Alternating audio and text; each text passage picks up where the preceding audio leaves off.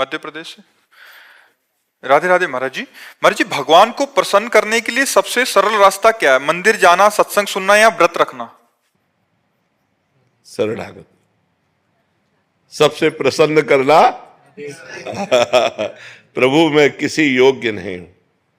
भगवान स्वयं अपने श्री मुख से कहते हैं एकादशी स्कंद भागवत में, व्रतांश यज्ञ छंदांश तीर्था नियमा यमा यथा वरुंधेत सत्संगा सर्वसंगो पहो हिमाम।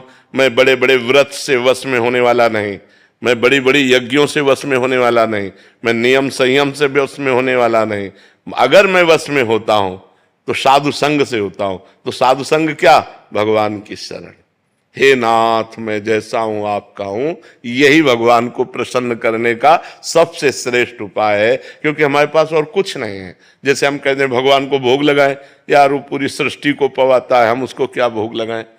अब हम कहते हैं व्रत उपवास रहने, इतने से क्या होने वाला है। यज्ञ करे तो उन्हीं की वस्तुओं से, दी हुई वस्तुओं से यज्ञ कर रहे। सबसे बढ़िया बात है भगवान की शरण होना। हे नाथ मैं आपका हूं, जैसा भी हूं पर आपका हूं। हमें ये दावा नहीं है कि मैं आपके लायक हूं, पर नाथ जैसा हूं आपका हूं। प्रभु मैं आपकी शरण में हूं, सबसे बढ़िया बात है। कोटि विप्र बदला गए जाहू, आए शरण तजो नहीं ताहू। भगवान का व्रत है, करोड़ों विप्रों को ब्रह्म ऋषियों के मारने का पाप लगा हो, फिर भी भगवान की शरण में आ जाओ तो भगवान अपना लेते हैं। भगवान प्रसन्न होते हैं उनकी शरण में जाने से, भगवान की शरणागति। अब शरणागति कैसे हो? फिर उसके लिए है कि प्रथम भगति संतन कर संगा, दूसरे रतिमम कथा प्रसंगा, नवधा भक्ति हृदय में धारण करो तो आत्मसमर्पण हो जाएगा। श्रवणम कीर्तनम स्मरणम विष्णुर्पाद सेवनम अर्चनम वंदनम दास्यम सख्य आत्मनिवेदनम। आत्मनिवेदन का मतलब होता है समर्पण। नवधा भक्ति से आत्मनिवेदन प्राप्त हो जाता है। सुकल्प पटेल जी। महाराज जी, वर्षों से मिली असफलताओं के कारण मेरा जीवन दिशाहीन सा हो गया है। जो भी लेता हूँ गलत ही हो जाता है। इससे आत्मविश्वास डगमगा सा गया, भय दुख अनिद्रा बढ़ गई है। देखो, जब तक हमारे पूर्व पाप नष्ट नहीं होंगे तो हम कोई भी सफलता का कार्य करेंगे तो हमें असफलता में गिरा देंगे। हम बहुत सकारात्मक सोच रखना चाहेंगे, हमें नेगेटिव सोच में पहुंचा देंगे। यह है पाप का परिणाम। और पाप को नष्ट किए बिना हम सुखी नहीं हो सकते।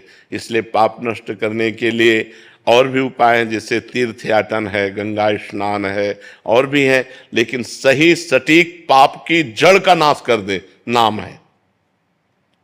नाम संकीर्तनम यस्य सर्व पाप प्रणाशनम। आधा घंटा नाम कीर्तन करो जोर जोर से, और चलते फिरते नाम जप करो, देखो सब पॉजिटिव हो जाएगा। हाँ, हम जो कह रहे हैं नाम कीर्तन करो पहले। भगवान विष्णु का भी 1000 नाम कीर्तन है शास्त्र, लेकिन आधा घंटा कोई नाम कीर्तन करो जो नाम प्रिय हो आपको। हरे कृष्ण श्री राम जय जय, जो भी राधा राधा राधा, खूब जोर जोर से भगवान नाम कीर्तन करो और चलते फिरते नाम जप करो। फिर देख लो आप उसका परिणाम, फिर आप खुद अनुभव करें। लेकिन लंबे समय तक 2-4 दिन किया फिर पाप कर लिया, फिर 2-4 दिन किया पाप किया, वो बात नहीं है। पाप आचरण रोक करके लंबे समय तक करो तो तुम्हारे पाप नष्ट हो जाएंगे, सफलता हाथ लग जाएगी। सबको सफलता क्यों नहीं प्राप्त होती, सबको सुख प्राप्त क्यों नहीं होता, लेकिन सब लोग सुख के लिए ही कार्य करते और दुख क्यों प्राप्त होता है? उसका कारण पाप है। हम पाप कर्म वर्तमान में भी करते हैं और जो भूत में पाप कर्म किए हैं वो परिणाम में आ रहे हैं। इसलिए हम असफल हो रहे हैं, दुखी हो रहे हैं, चिंतित हो रहे हैं। नाम जप करो, बहुत आनंद प्राप्त होगा, बहुत आनंद। हम कह रहे हैं लोक परलोक के सब सुख आपको प्राप्त हो जाएंगे। आप डट के नाम जप तो करो। जैसे लोग कहते हैं कि नाम जप करने से क्या खाना मिल जाएगा, तुम खाना की बात क्या करते हो? अगर भगवान का नाम जप करो तो लोक परलोक सब जगह सुख प्राप्त होता है। जहां पाप नष्ट हुए तो सुख ही सुख घेर लेता है। और अगर भाई पाप कर्म करोगे तो पुण्य के प्रताप से ये मिल जरूर सकता है, लेकिन तुम्हारा नाश हो जाएगा। अंत में तुम्हारा नाश हो जाएगा, अंत में तुम जीरो पे होगे, कुछ तुम्हारे पास नहीं होगा। अगर नाम जप कर रहे हो, आज दुखी हो, चिंता मत करो, कल सुखी हो जाओ। हमको भोजन तक नहीं मिले 8-8 दिन, जो आज हम आपको प्रमाण दे रहे हैं कि हम गाड़ी पे चल रहे हैं, तो कल हमको भोजन नहीं मिला। सर्दी में ओढ़ने के लिए कंबल नहीं था, बोरा ओढ़ते थे टाट, टाट समझते हैं ना, जिसमें गेहूं का आटा भरा जाता है, वो बोरा ओढ़कर सर्दी पार करते थे।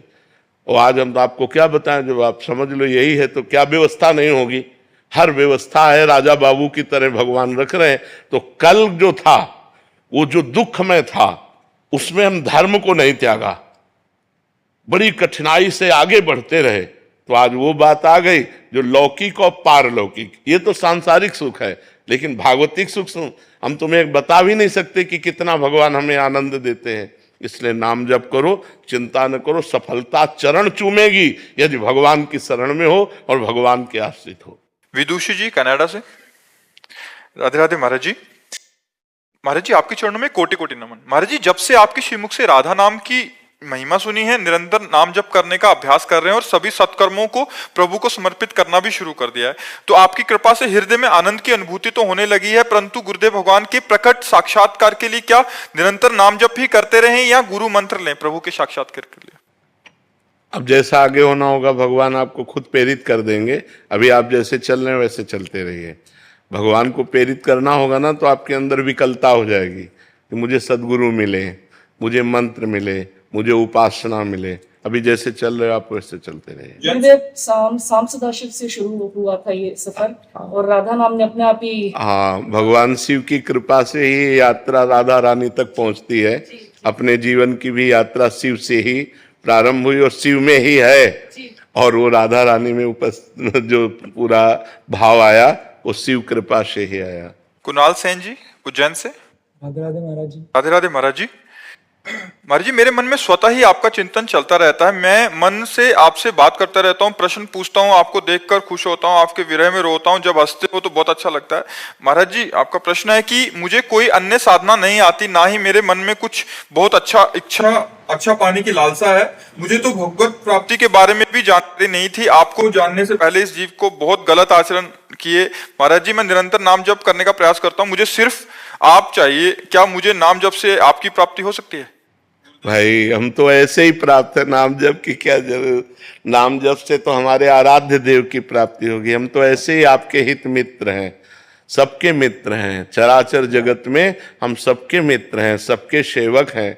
हमारे स्वामी की प्राप्ति की याचना करो, हमारे प्रभु की प्राप्ति की याचना करो, और हमारा स्वरूप वही है। ये जो पार्थिव स्वरूप है ये नाशवान है, ये आज है कल नहीं रहेगा, लेकिन जो हमारा स्वरूप है वो हमारे जो इष्ट का स्वरूप है वही हमारा स्वरूप है। जो प्रिया प्रीतम है वही हमारा स्वरूप है, वही हमारी आत्मा है, वही हमारे प्राण है। तो अगर वास्तविक हमसे मिलना है तो प्रिया प्रीतम से मिलना है, प्रिया प्रीतम से मिलना ही हमसे मिलना है। समझ पा रहे हैं आप?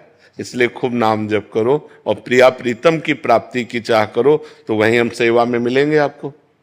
ये शरीर तो आज है कल नहीं रहेगा, ये तो नाशवान शरीर है। महाराज जी मैं राधा रानी का भी नाम लेता हूँ तो आपका स्मरण होता है। हाँ तो बढ़िया है, अगर संत का ध्यान या गुरु का ध्यान आवे तो शास्त्र सम्मत है। ध्यान मूलम गुरु मूर्ति, पूजा मूलम गुरु पदम, मंत्र मूलम गुरु वाक्यम, मोक्ष मूलम गुरु कृपा। इसमें कोई निषेधात्मक बात नहीं है, ये सकारात्मक बात है। आप इसे जरूर करते रहिए। महाराज जी आपने बोला प्रिया प्रीतम से मिलना ही हमारा मिलना है, तो आपसे मिलना प्रिया प्रीतम से मिलने के लिए ही होगा, हमसे वही मिलेगा जो वास्तविक मिलना कहा जाता है। ऐसे बैठना और चले जाना बात अलग है। जैसे वो बच्चा कहता है हर समय आप हमारे ध्यान में रहते हो, तो हाँ मतलब यह मिलने का संकेत है कि विशुद्ध कृपा भगवान की है। अब मैं भा भरोसा हनुमंता, बिनु हरि कृपा मिले नहीं संता। अगर संत चिंतन चल रहा है तो जो हमारे अंदर चल रहा है वही उसके अंदर चलने लगेगा, ऑटोमेटिक चलने लगेगा। क्योंकि हाँ बिना साधन के, क्योंकि वो ध्यान कर रहा है ना हमारा, तो जो हमारे ध्यान का विषय उसके हृदय में आ जाएगा। ये बहुत बड़ी बात है।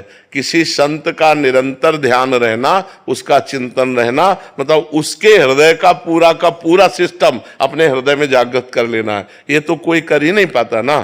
संत के प्रति इतनी बढ़िया भाववृत्ति कहाँ बन पाती है कि हमारा समय किसी संत सदगुरुदेव के चिंतन में रहे कि हमारे इष्ट तो यही हैं, गुरुर ब्रह्मा गुरुर विष्णु गुरुदेव महेश्वरा, गुरु साक्षात परब्रह्म तस्मै श्री गुरुवे नमः। मैं अपने परब्रह्म का चिंतन करता हूँ, मुझे किसी और परब्रह्म की जरूरत नहीं। ये जो दिखाई दे रहे हैं यही हमें प्राप्त हो जाए, तो उसको जो उनके अंदर चल रहा है वो उसके अंदर चलने लगेगा।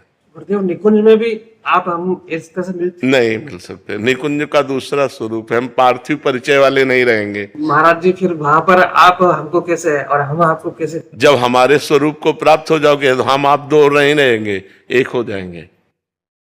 वहां दो का प्रवेश नहीं। प्रेम गली अति सांकरी तामे दो न समाये, दो का प्रवेश नहीं है, एक का प्रवेश है। आप गुरु स्वरूप हो जाएंगे। जैसे भृंगी कीड़ा दूसरे कीड़े को लाकर अपने छेद में बंद करता है और फिर उसे अपना चिंतन कराता है, तो बिना शरीर त्यागे वो भृंगी बन जाता है। ऐसे ही संत, आप उस शरीर चाहें सब कीन्हा, जो संत का आश्रय ले लिया मन वचन कर्म से, वो वही बन गया जो वो थे। और तो जब निकुंज में प्रवेश होगा तो हम तुम एक ही होंगे, दो नहीं होंगे। हमारा तुम्हारा स्वरूप एक होगा, हमारा तुम्हारा मन एक होगा, हमारा तुम्हारा चिंतन एक होगा। समझ पा रहे जी? वहां मैं और तू नहीं है, एक है। सवाल हल होगा एक आने पर, चाहे भक्ति से हल करो चाहे ज्ञान से हल करो। ज्ञान में एको ब्रह्म द्वितीयो नास्ति, और भक्ति में ब्रह्म नहीं, माया नहीं, नहीं जीव नहीं काल, अपनी ही सुदिना रहे, एक रहो नंदलाल। एक पे ही सवाल हल होगा। पूरी सृष्टि को एक में ले आओ, सवाल हल हो गया। मोक्ष को प्राप्त हो गए या प्रेम को प्राप्त हो गए। निखिल कुमार जी, राधा राधा महाराज, हरियाणा से। राधे राधे महाराज जी। महाराज जी, मैं पिछले 1.5 वर्ष से YouTube के माध्यम से आपसे जुड़ा हूँ, आपकी आज्ञा में रहकर नाम जप का प्रयास भी कर रहा हूँ। महाराज जी, YouTube वीडियो में देखा कि जब साक्षात्कारकर्ता ने पूजनीय देवरा बाबा जी से प्रश्न किया कि आपकी अवस्था ईश्वर लीन है, इसका क्या कारण है, कैसे ये संभव हुआ, क्या क्रियाएं आपने कि ये संभव हुआ, तब देवरा बाबा ने उत्तर दिया, अष्टांग योग मानी ईश्वर में योगी और योगी में ईश्वर, बस यही ईश्वर लीन है, बस इतना ही।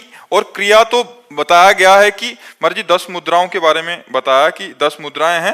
महाराज जी, इनका अर्थ पूछना चाह रहे थे, और आपके द्वारा बताए गए ब्रह्मचर्य के सभी नियमों का ईमानदारी से अनुसरण करना। नाम जप करो, सब योग का अपने आप पूर्ण हो जाएगा। नाम योग ऐसा है, ये कुंडलनी जागृत कर देगा, ये 60 चक्रों का भेदन कर देगा, ये सब कर देगा। नाम जप में लगो। अब ऐसे शरीर नहीं कि अष्टांग योग का पालन कर सके। 3 घंटे सिद्धासन में, 3 घंटे पद्मासन में बैठना, प्राणवायु को सूक्ष्म करना, अब वो सब नहीं रह गया। कलयुगी प्राणी हो। आसन में कभी बैठे हो? आसन जानते हो? किसका प्रश्न है? आसन जानते हो? पद्मासन सिद्धासन सुना, उसके बाद शुरू किया। तो कितने मिनट बैठते हैं? 20-30 मिनट, ज्यादा से ज्यादा एकदम फटने लग जाते हैं पैर। फिर 3 घंटे तब बिना हिले डुले 3 घंटे बैठे, तब आसनों की महिमा जागृत होती है। अभी तो यम नियम, आसन, प्राणायाम, प्रत्याहार, धारणा, ध्यान, समाधि, ये तो अष्टांग योग। भैया नाम जप करो, कलयुग केवल नाम धारा, सुमिर सुमिर नर उतरे पारा। बाबा सिद्ध पुरुष थे अष्टांग योग के।